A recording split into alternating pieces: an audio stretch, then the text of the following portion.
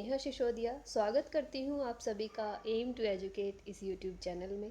आज हम करने वाले हैं हिंदी भाषा से रिलेटेड एक बहुत ही सिंपल सा छोटा सा इजी सा टॉपिक कारक, वो भी धांसू सी ट्रिक के साथ। अगर आपको मेरी वीडियोस पसंद आती हैं तो आप चैनल को सब्सक्राइब करना मत भूलिएगा और बेल आइकन को भी प्रेस कीजिएगा ताकि आपको मेरी सारी वीडियोज़ का नोटिफिकेशन मिलता रहे। शुरू करते हैं अपना आज इजी सा टॉपिक धांसू सी ट्रिक के साथ। सबसे पहले जान लेते हैं कि कारक क्या है। तो परिभाषा के अकॉर्डिंग अगर हम देखें, कोई हमसे पूछे कि कारक की परिभाषा क्या है, तो हम ये कह सकते हैं कि संज्ञा या सर्वनाम का क्रिया के साथ संबंध बताने वाले शब्द कारक कहे जाते हैं। इसको एग्जाम्पल से हम देखेंगे, जैसे सीता जी ने सभी बालकों को वस्त्र पहनाए। सीता जी, बालक और वस्त्र, यहाँ पे क्या है? संज्ञा है, और पहनाना क्या है? क्रिया है।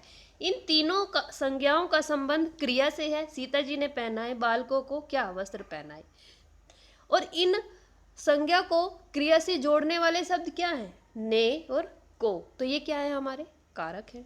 ने और को यहाँ पर हमारे कारक है। सीता जी ने पहनाए तो कर्ता कारक हो गया, किसको पहनाए? बालकों को पहनाए, कर्म कारक हो गया।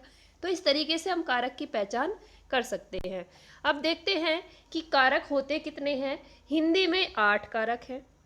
अगर पूछे जाए संख्या में कि कारक कितने हैं तो 8 हैं। पहला है कर्ता कारक, चिन्ह है ने। कर्म कारक, चिन्ह है को। करण कारक, उसका चिन्ह होता है से या के द्वारा। संप्रदान कारक, को या फिर के लिए। ट्रिक से भी हम अभी करेंगे, बने रहिएगा। नेक्स्ट है अपादान कारक, से अलग होने के अर्थ में। संबंध कारक, का की के रारी रे। अधिकरण कारक, में और पर। संबोधन कारक, हे अरे और हो। तो ये हमारे 8 कारक थे। ट्रिक देख लेते हैं क्या है। ट्रिक है हमारी याद करने की, कर्ता ने कर्म को करण से संप्रदान के लिए अपादान से संबंध का अधिकरण में संबोधन है। कर्ता ने कर्म को करण से संप्रदान के लिए अपादान से संबंध का अधिकरण में संबोधन है। ये सारे कारक आ गए हमारे और कारक चिन्ह आ गए। बहुत इजी सी लैंग्वेज में 2 लाइनों में हम इनको याद कर सकते हैं। बहुत इजी है याद करना इनको, ये मैंने कोशिश की आपको समझाने की। अब देख लेते हैं थोड़ा सा डिटेल में कारक को। पहला है कारक, कर्ता कारक। क्रिया को करने वाला जो होता है वो होता है हमारा कर्ता। इसमें कभी कभी जो होते हैं विभक्ति चिन्ह लुप्त भी रहते हैं सेंटेंसेस में, उनको हमें पहचानना पड़ता है कि किस सेंटेंस के किस सेंस में किस कारक का यूज किया जाएगा। जैसे अगर हम कहें राम खाता है, तो खाने की क्रिया किसके द्वारा की जा रही है? राम के द्वारा की जा रही है। तो कर्ता कौन हुआ? यहाँ राम हुआ। मोहन ने पानी पिया, किसने पानी पिया? मोहन ने पिया। तो यहाँ पर हो गया हमारा मोहन कर्ता। इस तरीके से भी आप इनको देखिएगा।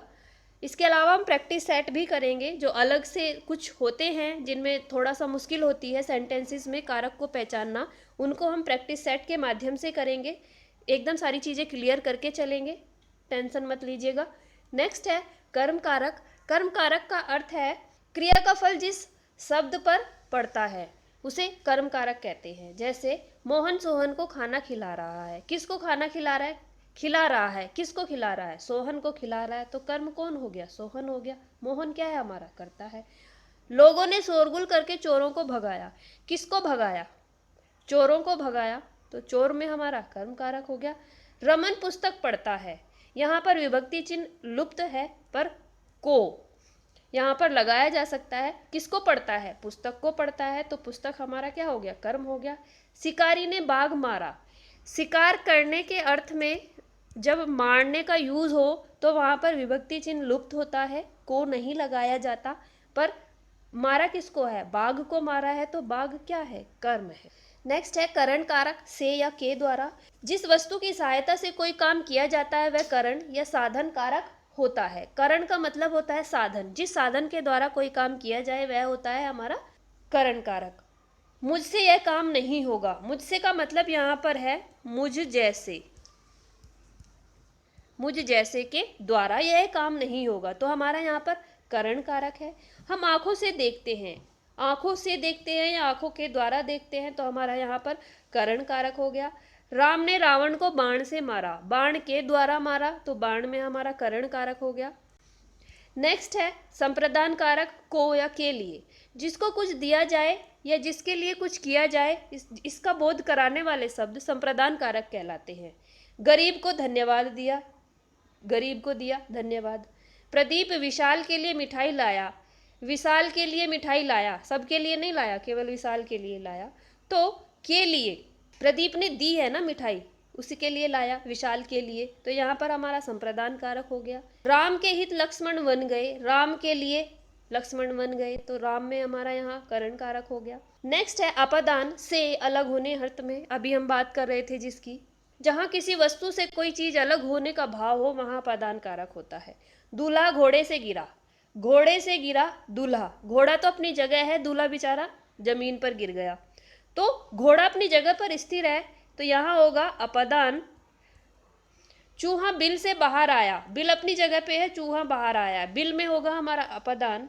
भाग्यश्री छत से कूदी, कूद गई, अब क्या करें, छत से कूदी, तो छत अपनी जगह है, भाग्यश्री नीचे कूद गई, नीचे पड़ी छत से, तो ये हमारा हो जाएगा अपादान। संबंध कारक, का, की, के, संज्ञा या सर्वनाम के जिस रूप से किसी अन्य शब्द के साथ संबंध या लगाव हो उसे संबंध कारक कहते हैं।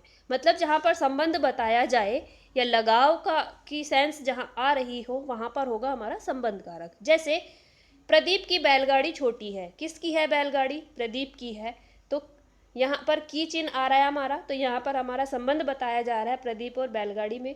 विशाल की बहन सरोज आई है, विशाल और सरोज में संबंध बताया जा रहा है, तो यहाँ हमारा संबंध कारक है।